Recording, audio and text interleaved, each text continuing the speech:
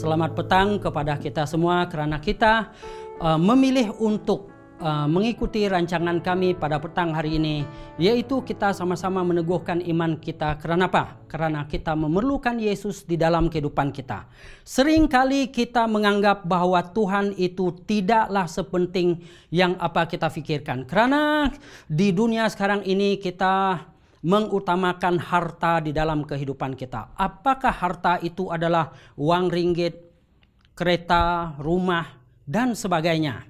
Tetapi tahukah kita di dalam buku Matius bagi 6 ayat 21 mengatakan, karena di mana hartamu berada, di situ juga hatimu berada. Jadi ini adalah pokok pangkal, yaitu ayat di dalam Alkitab yang mengingatkan kita. Yaitu kita harus memilih di dalam kehidupan kita apa sebenarnya yang diutamakan di dalam kehidupan kita. Seringkali kita menganggap bahwa kereta, rumah itu adalah kehidupan kita sebenarnya. Itu adalah harta kita. Memang itu adalah harta kita. Tetapi harta kita di kemudian hari itu apa? Jadi maka dan itu ungkapan ini adalah realiti di dalam kehidupan kita. Karena apa ianya realiti? Karena dengan harta kita boleh membantu membuat apa saja keinginan di dalam kehidupan kita. Maka ungkapan ini adalah di mana hartamu berada, disitulah hati kita. Jadi di tahun 2004 yaitu ada seorang dari India lah, dia sudah berhijrah ke UK. Di sana dia membuat bisnis dan bisnisnya itu maju, tetapi dalam kehidupannya dia sunyi. Karena apa? Karena suaminya telah meninggal dunia. Dan di waktu suaminya meninggal dunia, semua anaknya tidak mempedulikan ibu ini tadi, ibu tunggal ini tadi. Jadi ada kawan dia ini yang bernama Kim Siman dengan istrinya Bi Lian Man. Jadi dua orang ini sering melawat, sering memasak untuk dia dan mengambil berat lah di dalam kehidupan kita. Jadi Man dan Kim ini mengambil berat tentang Golda ini tadi. Jadi dalam dia mengambil berat ini, jadi mereka bertiga ini betul-betul menjadi kawan rapat sudah. Karena apa? Karena lawatan yang dibagikan oleh Kim dengan istri dia tadi. Jadi dia menyandarkan bahwa hubungan mereka itu adalah bersandarkan dengan apa? Dengan lawatan. Dengan apa yang dilakukan oleh Kim dan Man ini tadi. Jadi keluarga mereka tidak mempedulikan ibu dia ini tadi. Jadi dari situ maka emosi ibu ini tadi, Golda ini tadi adalah tertumpu kepada dua orang ini tadi, yaitu suami istri ini. Jadi dia menyarankan bahwa di dalam kehidupan dia harta itu tidak berguna. Yang berguna sekali adalah hubungan itu di mana kita letak. Jadi dia melihat bahwa Kim dan istri dia tadi ini, dia betul-betul mereka berdua ini betul-betul mengambil berat tentang ibu ini tadi. Jadi di situ maka kepercayaan di antara mereka bertiga ini betul-betul kuat, betul-betul teguh. Boleh dikatakan mereka ini memperduli di antara satu dan yang lain. Jadi di dalam kehidupan kita, gereja kita sepatutnya memain peranan. Memain peranan dari segi apa? Kadang-kadang kita lalai, kita hanya memikirkan bahwa hari Sabat adalah hari untuk kita melawat orang sakit, baik pun di rumah, baik pun di hospital. Dan semua aktiviti gereja kita seringkali adalah ditumpukan pada satu hari, yaitu hari Sabat. Tetapi tahukah kita bahwa di dalam kehidupan kita bukan hari tertentu saja kita boleh melawat orang, tetapi hari yang lain pun kita boleh melawat orang. Jadi dari situ kita memikirkan bahwa di dalam kehidupan kita apa peranan kita di dalam kehidupan kita. Adakah kita mempedulikan orang lain? Seperti Kim dan istrinya tadi ini, kalau kita lihat dia mempedulikan ibu tadi, walaupun ibu ini sibuk dengan bisnisnya yang dibuatnya itu, tetapi masih juga suami istri ini datang menjenguk, datang melawat dan menolong memasak dan membagikan makanan kepada Golda ini tadi. Jadi di dalam kehidupan kita seringkali kita mengabaikan orang lain. Hanya kita memerlukan orang ataupun melawat orang di masa susah. Tetapi di masa senang macam mana? Kadang-kadang kita pun juga kita melawat orang disebabkan ada sesuatu di dalam kehidupan kita. Karena ada keinginan kita. Jadi bermaksud di dalam kehidupan kita, hubungan itu adalah teras daripada apa? Teras daripada hubungan di antara kita bukan saja anggota gereja, tetapi dengan masyarakat sekeliling. Ini menunjukkan kepada kita sebenarnya adalah memerlukan orang lain. Jadi cara kita adalah kita belajar daripada Alkitab. Apa yang dilakukan Yesus di dalam Alkitab itu adalah contoh yang paling baik untuk kita ikuti, untuk kita pelajari. Karena apa? Karena Yesus sangat mempedulikan orang di sekitarnya. Bukan saja dia menumpukan kepada muridnya, tetapi dia menumpukan kepada orang di sekitarnya.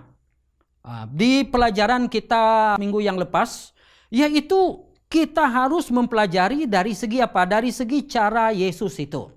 Jadi gereja patut memain peranan. Siapakah gereja itu? Bukannya gereja itu adalah bangunan ataupun katedral ataupun gereja. Bukan. Yang asalnya gereja ini maksudnya adalah eklesia. Siapa itu eklesia? Eklesia itu adalah sebenarnya orang-orang yang datang mencari Tuhan dan mengambil Yesus sebagai juru selamat. Ianya bukan bangunan yang didirikan dengan beratus ribu, berjuta ringgit itu tidak. Tetapi gereja itu adalah kamu dan saya. Jadi di dalam kehidupan kita ini adalah contoh yang Yesus bagikan kepada kita. Jadi macam mana dengan Rasul Paulus? Adakah Rasul Paulus memberikan kita contoh yang terbaik di dalam kehidupan kita? Memang di dalam buku 2 Korintius bagi 9 ayat 7 mengatakan kepada kita, hendaklah masing-masing memberi menurut kerelaan hatinya. Jangan dengan sedih hati atau karena paksaan, sebab Allah mengasihi orang yang memberi dengan sukacita. Di dalam buku 2 Korintius bagi 9 ayat 7. Jadi bermaksud di dalam kehidupan kita, kalau kita memberi sesuatu itu kepada orang lain, ingat, jangan kita menginginkan sesuatu daripada dia balik. Jangan ada sesuatu yang kita inginkan. Tidak.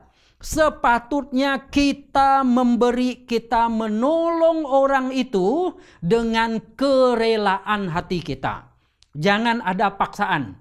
Kalau sudah paksaan itu, berarti itu tidaklah mengasihi orang lain karena ada sesuatu. Jadi Yesus Allah itu sangat mengasihi orang yang memberi dengan sukacita.